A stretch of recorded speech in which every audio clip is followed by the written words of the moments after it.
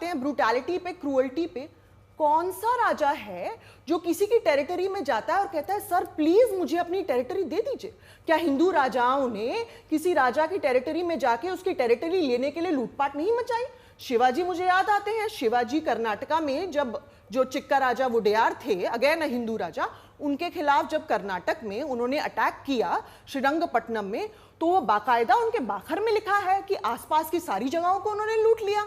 फिर आप चोलास को ले लीजिए, राजा चोला 11वीं सेंचुरी के रूलर, बहुत ही महान शासक हैं, उनके बनाए टेंपल पे। एक सेकंड आपको टोक रही हूं, क्योंकि आपने छत्रपति शिवाजी महाराज की बात की। उनकी आस्था बहुत लोग रखते हैं, उनको भगवान की तरह पूजते हैं महाराष्ट्र में।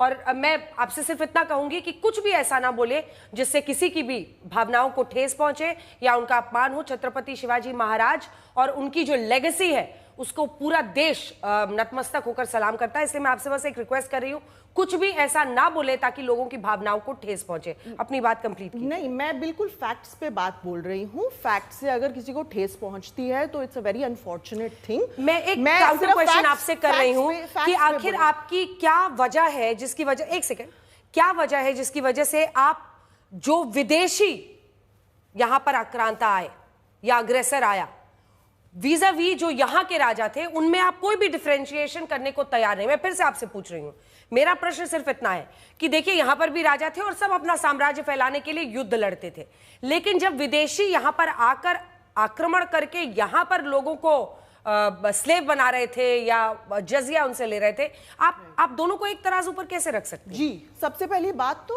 अगर विदेशी मारे तो वो ज्यादा गलत और देशी मारे तो कम गलत, ये मैं नहीं मानती हूँ।